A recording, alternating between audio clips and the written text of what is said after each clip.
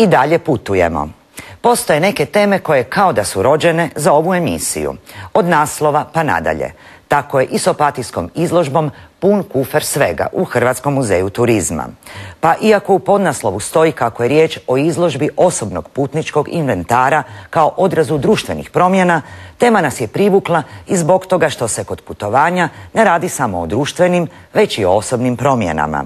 Također, premda je projekt sastavljen od 3 dijela, među kojima su i izložba fotografija Borisa Cvjetanovića te prilog gosta umjetnika Stanislava Habjana, mi smo se odlučili baš za središnji dio izložbe, gdje vidimo sve ono što doslovno miriše na putovanje, od naravno kufera do citata Itala Calvina.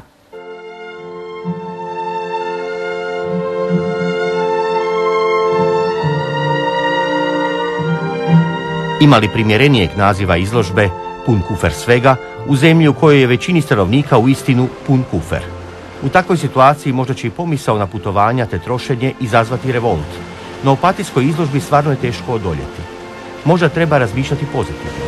Ako sada ne možemo putovati, osim u jednom smjeru, u pečalbu, kao što to čine mnogi mladi ljudi, jednom ćemo se opet moći priključiti proizvodnji dojmova, putnih uspomena i osobnih suvenira. Uostalom, nije li putovanje uvijek znak da se kufer napunio, da nam je dosta onog rutinskog, svakodnevnog, poznatog? Mi kažemo svi smo mi putnici, pa makar ta putovanja bila nekakva fizički i kratka ili možemo ih i vremenski gledati kao nekakva životna putovanja, kao nekakva iskustva. Putovanje samo po sebi je vrlo široko i može se shvatiti na razne načine, a u tom smislu smo doista svi putnici. I svi imamo neke memorabilije, neke stvari koje smo iz nekog razloga sačuvali, a najzanimljivije su nam u stvari one priče koje prate te predmete. I tako da bismo mi zabilježili i taj nekakav emocionalnu podlogu tih stvarčica. I to je ono što želimo izložiti. Dakle, kad posjetitelj dođe da pročita zašto je nekome bila bitna baš ta sitnica, baš ta razglednica, baš ta uspomena s nekog putovanja, ta fotografija, nekakav zapis dnevnički. Iako na putovanju zbog praktičnosti sve mora biti maleno.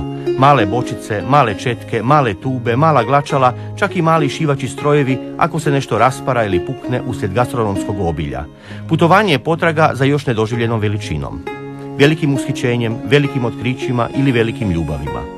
Premda se čini potpuno dobrovoljnim činom užitka, putovanje je često baš onaj izlaz koji nam nedostaje, situacija u kojoj smo naglo gurnuti izvan komocije i sigurnosti. Zato se obično kaže otisnuti se na putovanje. Zanimljivo je da su recimo dio te prtljage krajem 19. stoljeća su bile i mala pakovanja opijuma kojima bi si čovjek malo onda olakšao taj stres putovanja. Nažalost, te uzorke nemamo sačuvane. A i danas bi to na aerodromima teško prošlo. Vjerojatno, da. Pa i prilično zgodna su ova rješenja da su izložci kao u malim kovčezima. To je rješenje Hrvoja Đukeza i Stanislava Habjana. Jako sam sretna jer mislim da imamo doista unikatne kubuse koji se doista potpuno identificiraju s nama jer su to mali koferi koji dakle pripadaju potpuno inventaru muzeja turizma. I na neki način daju i tu suvremenost, jer oni su sada potpuno nov način rješenja, prikazivanja stvari, a opet čuvaju te, u stvari, stare stvari. Kustosice izložbe Mirjana Kos-Nalic, Nataša Babić i Maša Seršić vode nas različitim razdobljima turizma i putovanja.